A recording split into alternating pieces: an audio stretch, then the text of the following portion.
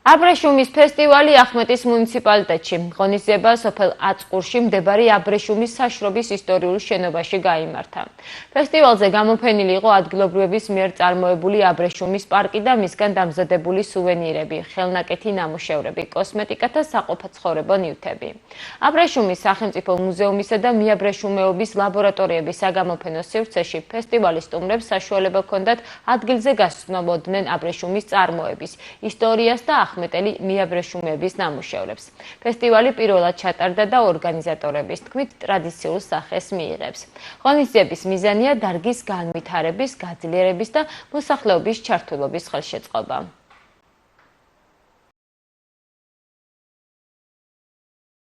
დღევანდელი დღე ძალიან სასიხარულო დღეა და ძალიან ღირსშესანიშნავი დღე არის. ძალიან სიხარულის დღე არის, მიაბრეშუმეთა გაცოცხლების დღე არის. ძალიან მიხარია, რომ ისევ მოდის ჩვენი აბრეშუმი და ჩვენი სიხარული ისევ ბრუნდება. ჩემი დიდი სიხარულია აი ეს ჩვენმა საქმიანობამ, ჩვენი წინაპრებისგან მოტანილმა დარგმა უნდა იაროს და თაობიდან თაობას უნდა გადაეცეს. სადაც ახლა ჩვენ ვართ, ეს შენობა ისტორიული შენობა არის. ძალიან დიდი რაოდენობით აბრეშუმის პარკს ამზადებდა, ემსახურებოდა 9 სოფელს, 800-900 მიაბრეშუმეს.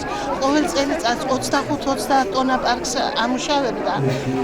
დიდი სიხარულით იღებდნენ აბრეშუმის წიას და თავიანთ ეკონომიურ სიძლიერეს ერთი თვის განმავლობაში თავიანთ ოჯახებს აძლიერებდნენ. ეს საქართველოში პირველად ხდება ეს ფესტივალი და იმედი გვაქვს დაფუძნდება ახმეტაში.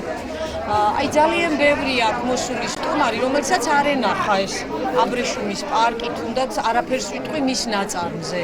და ესეთი ფესტივალები, რა თქმა უნდა, საფუძველს ჩაუყრის ახალ მეწარმეს, ახალ მეაბრეშუმეს და დარგი დაუბრუნდება.